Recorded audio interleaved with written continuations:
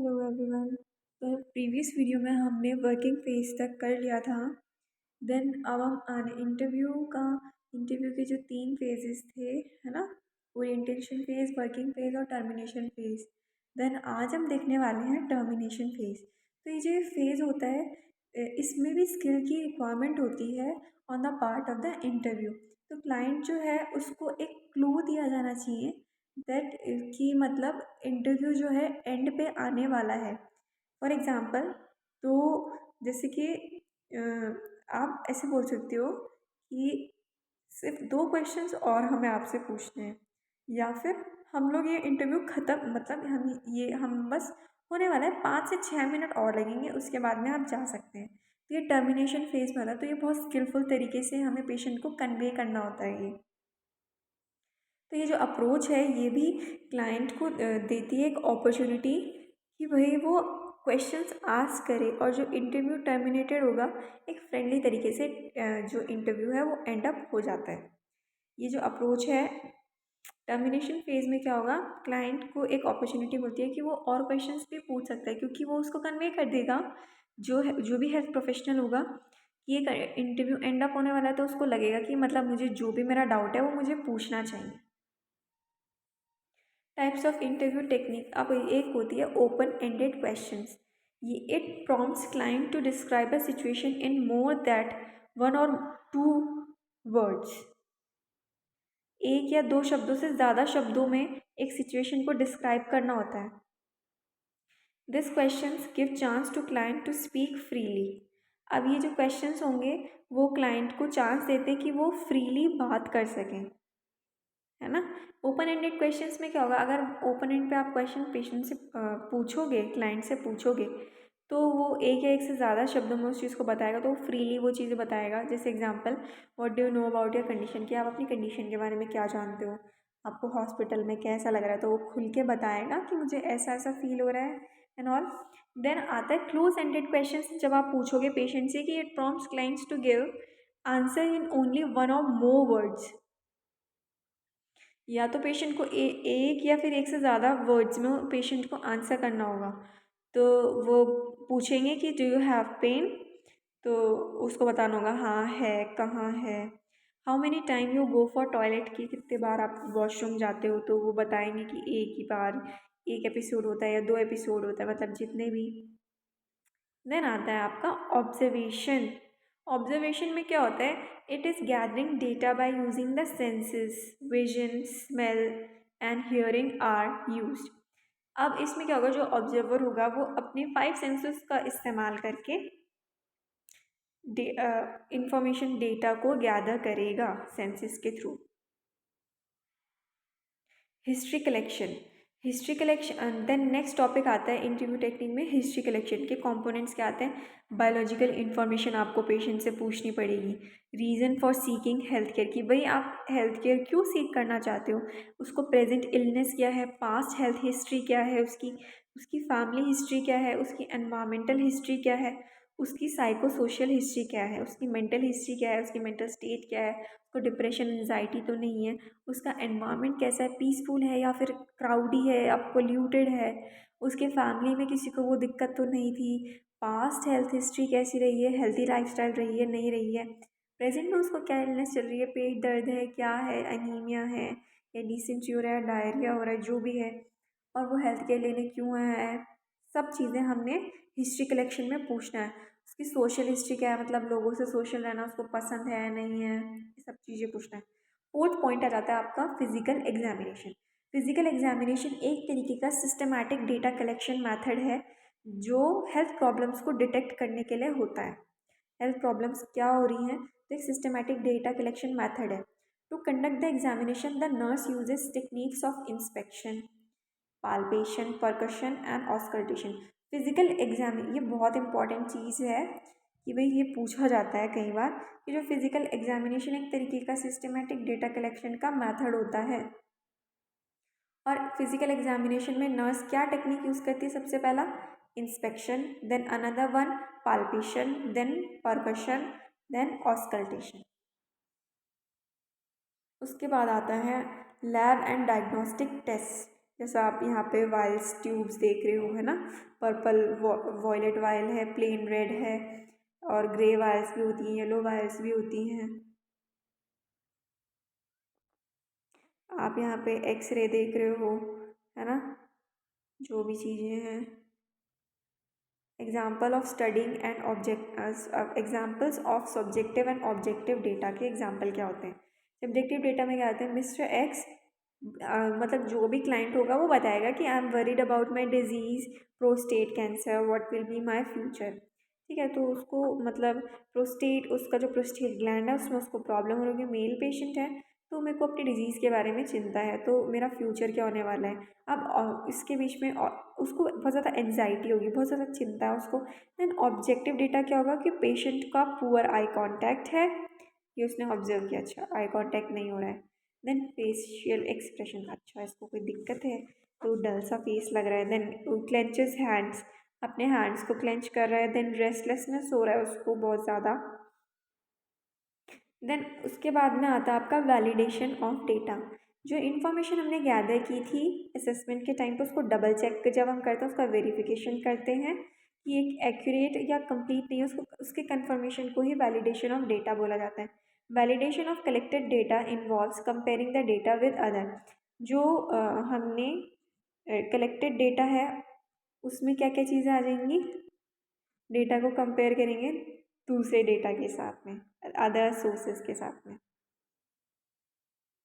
Organisation of data, clustering of, मतलब अब data के क्लस्टर बना के हम रखेंगे, उसको अरेंज करेंगे सिस्टमैटिक और लॉजिक ऑर्डर में, जो क्लू देता है फॉर नर्सिंग। अब नर्सिंग डायग्नोसिस के लिए ही ये ऑर्गेनाइज डेटा ही क्लू देगा। तो फॉर एग्जांपल एंगर एक क्लू होगा for the diagnosis for anxiety fear के लिए। Interpreting data, distinguish relevant and irrelevant data.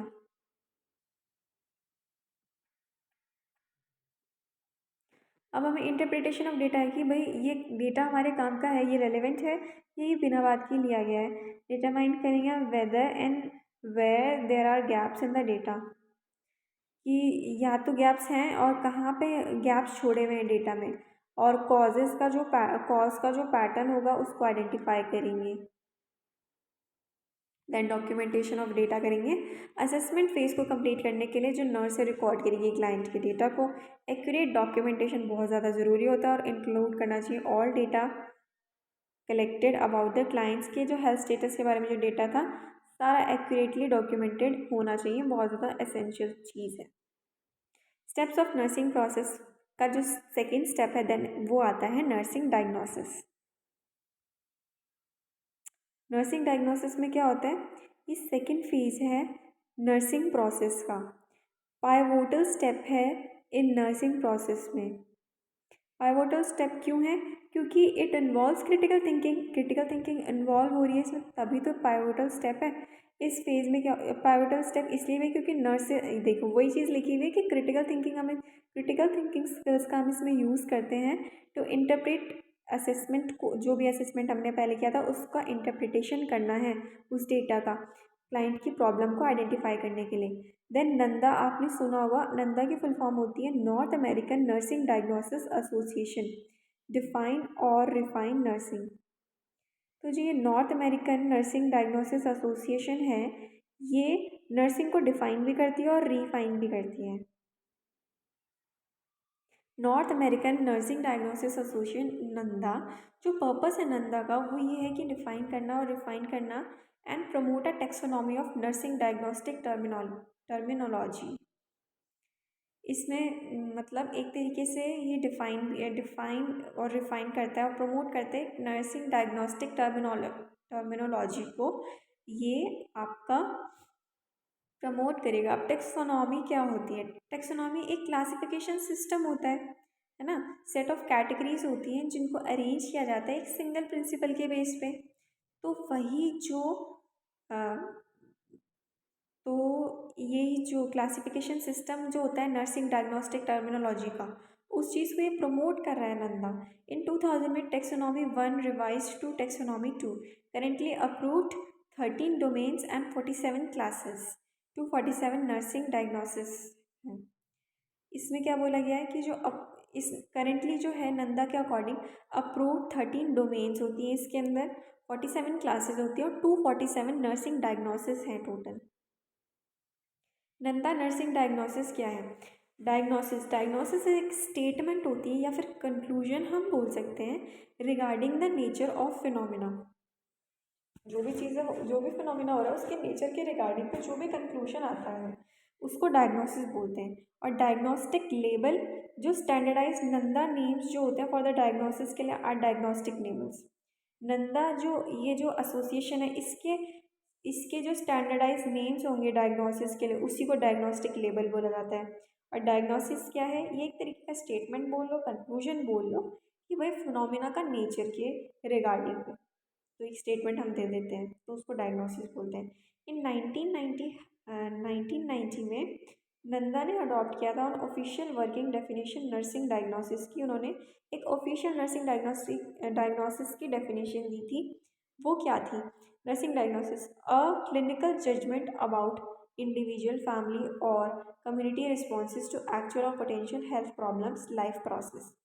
Clinical judgement जो होता है वो इंडिविजुअल के बारे में बताया, क्लिनिकल जजमेंट दी फैमिली इंडिविजुअल कम्युनिटी के रिस्पॉन्सेज के लिए कि एक्चुअल टू एक्चुअल और पोटेंशियल हेल्थ प्रॉब्लम्स क्या हो सकती हैं उसके लिए जजमेंट दिया।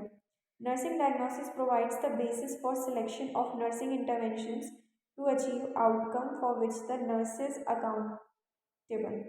नर्सिंग डायग्नोसिस जो है एक आधार प्रोवाइड करता है नर्सिंग इंटरवेंशन को सिलेक्शन के लिए कि क्या हमें नर्सिंग इंटरवेंशन लेना है, तो उसके लिए जो एक बेसिस प्रोवाइड करेगा वो नर्सिंग डायग्नोसिस प्रोवाइड करता है जिससे कि हमें आउटकम को हम अचीव कर सकते हैं नर्सेज के जिसके लिए नर्सेज अकाउंटेबल होंगे, रिस्पॉन्सिबल होंगे।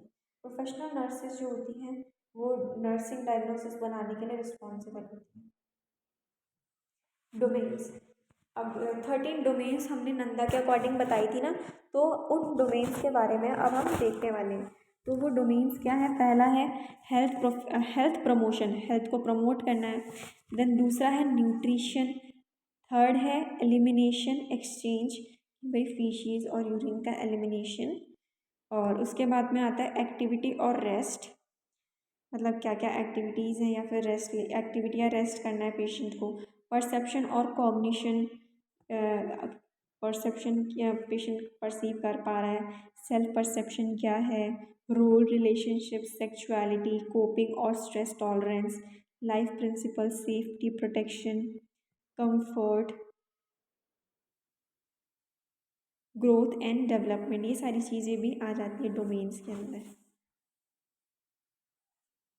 Characteristics of nursing diagnosis, characteristics क्या होता है नर्सिंग डायग्नोसिस के? ये क्लियर और कंसाइज हेल्थ प्रॉब्लम बताएंगे।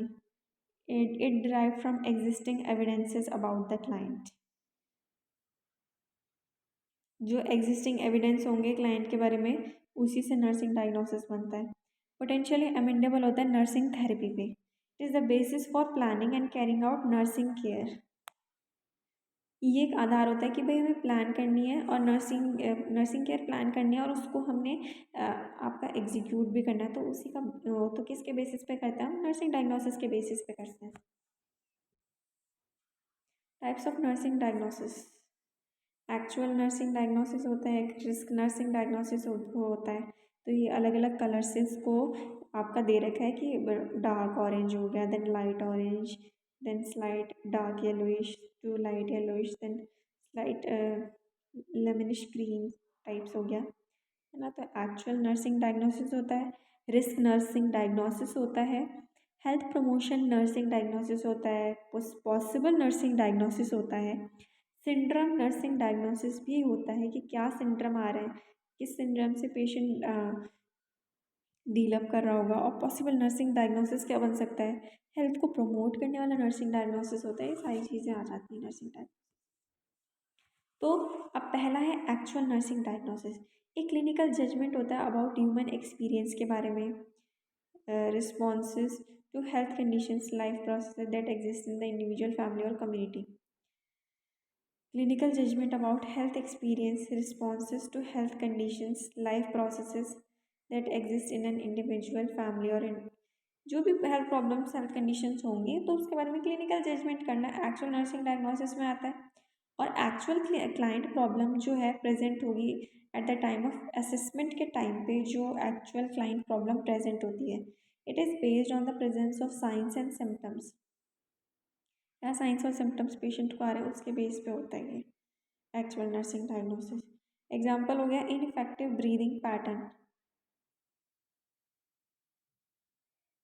पेशेंट के अंदर इनफेक्टिव ब्रीदिंग पैटर्न देखने को मिल रहा है और पेशेंट की स्लीप पैटर्न डिस्टर्ब है, तो उस बेसिस पे नर्सिंग एक्चुअल नर्सिंग डायग्नोसिस बनाएंगे। आपका आ गया रिस्क नर्सिंग डायग्नोसिस। तो ये क्लिनिकल जजमेंट है that a problem does not exist but the presence of risk factors indicates that a problem may develop if adequate care is not given. ये clinical judgment है कि जो एक problem है वो अभी आई नहीं है बट उसके रिस्क फैक्टर्स जो वो प्रेजेंट हैं और प्रॉब्लम जो है इन फ्यूचर आ भी सकती है, तो उसके लिए एडिकेट केयर, अगर एडिकेट केयर नहीं दी गई तो रिस्क फैक्टर्स डेवलप हो जाएंगे। तो यहाँ पे कोई भी सब्जेक्टिव या ऑब्जेक्टिव क्यूज नहीं होते हैं। तो एक क्लाइंट जो है विद डीएम और compromise immune system is at high risk than others. तो जिस पेशेंट का इम्यून सिस्टम कॉम्प्रोमाइज्ड है, हाई रिस्क पे है दूसरे लोगों से, तो उनको क्या होगा, रिस्क, उनको इन्फेक्शन होने के चांसेस ज़्यादा होंगे, उनको इंजरी होने के चांसेस ज़्यादा होंगे। और इसके बाद आ जाता है health promotion nursing diagnosis. Health promotion nursing diagnosis जो है आपका रिलेट करता है क्लाइंट की preparedness to improve their health condition, कि कितना क्लाइंट जो है प्रिपेयर है कि अपनी हेल्थ कंडीशन को इम्प्रूव करने के लिए। Client judgment about a person's families और communities motivation and desire to increase well being.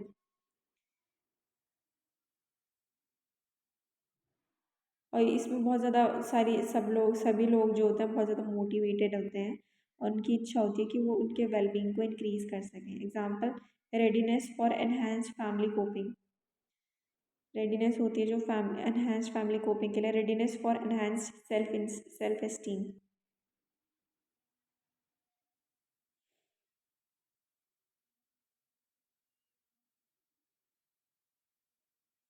Readiness for enhance self esteem के लिए भी, खुद के लिए भी रेडीनेस मतलब पेशेंट प्रिपेयर्ड रहता है कि भाई अपनी सेल्फ एस्टीम है, उसके एनहेंस फैमिली कोपिंग है, तो ये सारे हेल्थ प्रमोशन डायग्नोसिस में आ जाते हैं।